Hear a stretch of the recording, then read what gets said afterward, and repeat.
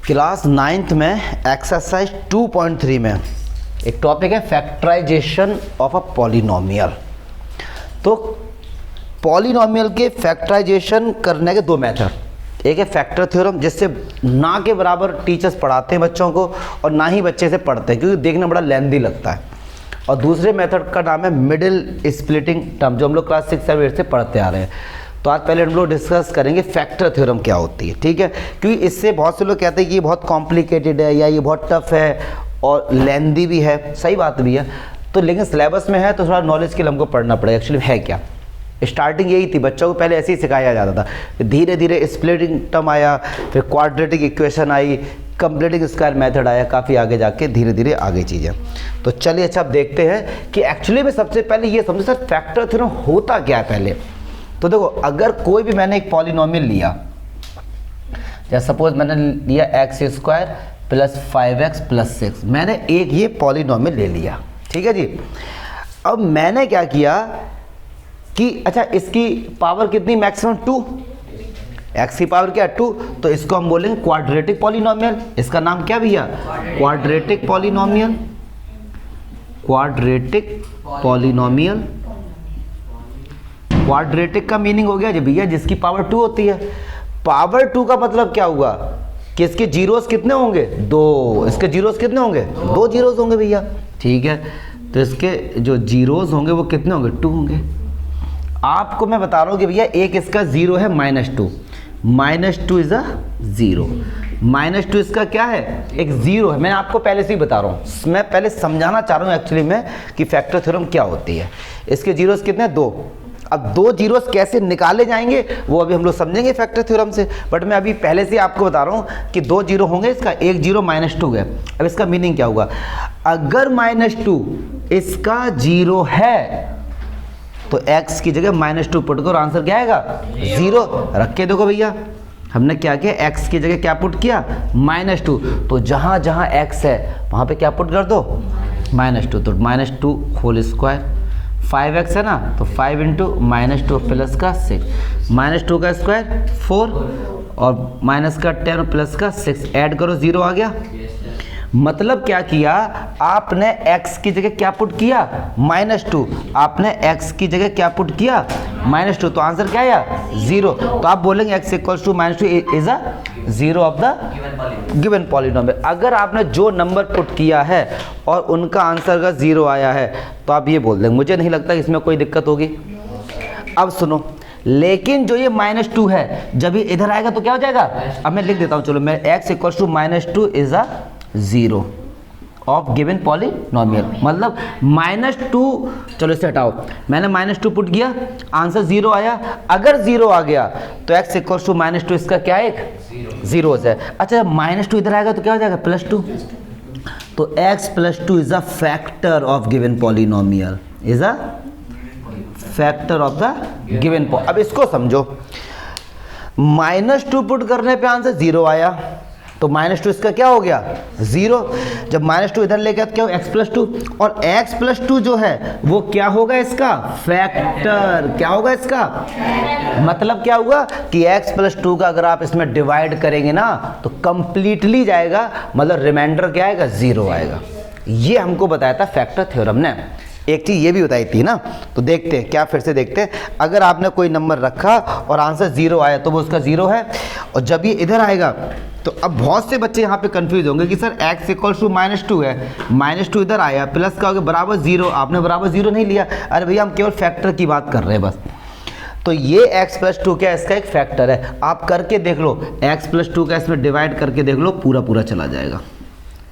देखो मैं बता भी देता हूँ, x का x में x² तो x बार जाएगा, तो x² plus 2x minus minus divide तो आता होगा, 5 से 2 गया, 3x प्लस का 6 तो 3 बार गया, तो 3x प्लस 6 माइनस माइनस आ गया, रिमाइंडर 0।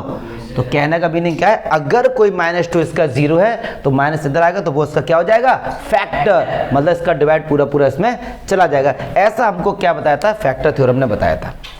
अब एनसीईआरटी का ये मोस्ट इंपॉर्टेंट क्वेश्चन है, 99 मैं बता रहा हूँ, जो बच्चे लोग 9th में है ना 99% बालक ये क्वेश्चन नहीं करते फैक्टर थ्योरम से।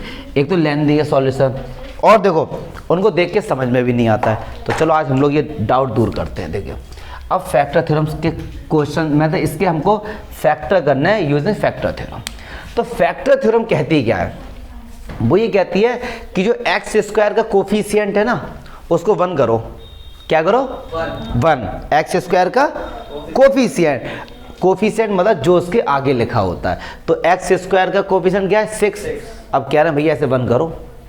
क्या करो? तो मैंने क्या किया? 6 कॉमन ले लिया। 6 क्या किया मैंने? तो x square plus 17/6 x plus 5/6। Common लेने का मतलब होता है डिवाइड कर देना। मैंने अगर 6 कॉमन लिया तो हर किसी में 6 से डिवाइड हो जाएगा।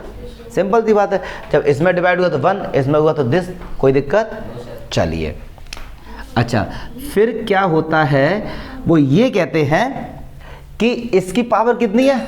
2। तो इसके कितने जीरोस होंगे? 2। अभी तो हमको नहीं पता ना जीरोस क्या है, तो हमने लेट कर लिया।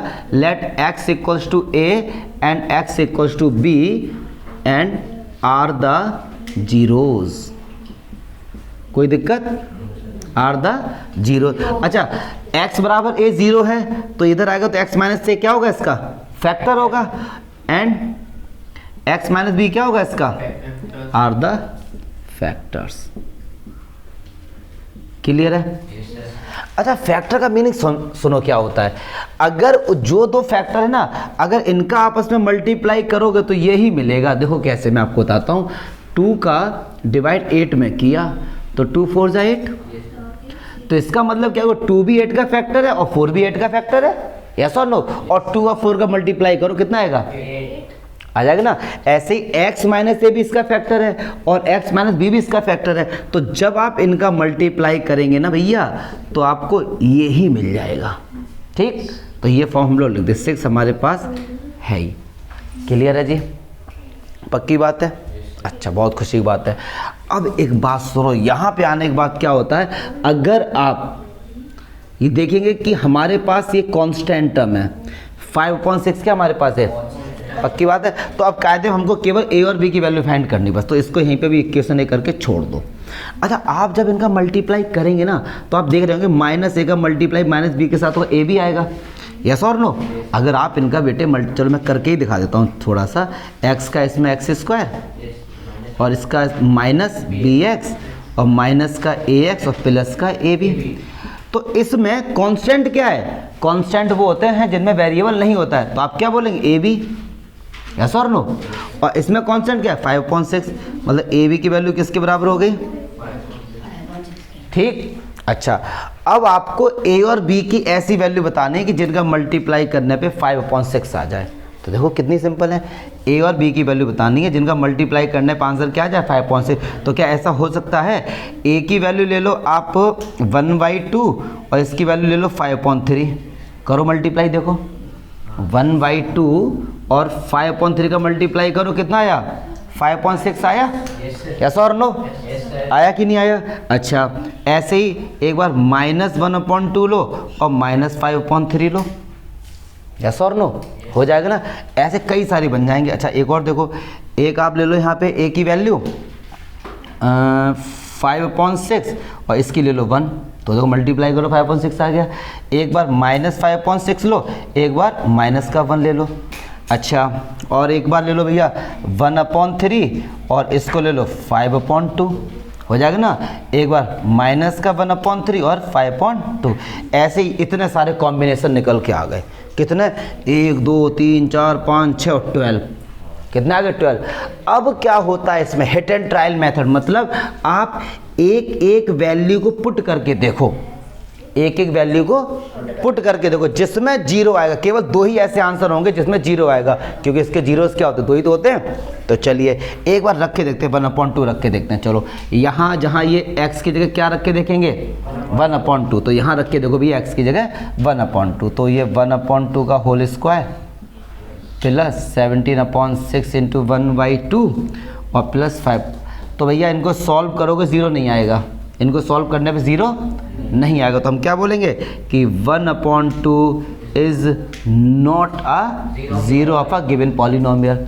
क्लियर भैया। फिर ऐसे हम एक बार चेक करके देखते हैं, चलो -1/3 चेक करके देखते हैं। तो x की जगह हम क्या पुट करेंगे, -1/3, तो -1/3 का whole square plus 17/6 into minus का 1/3 प्लस का 5/6।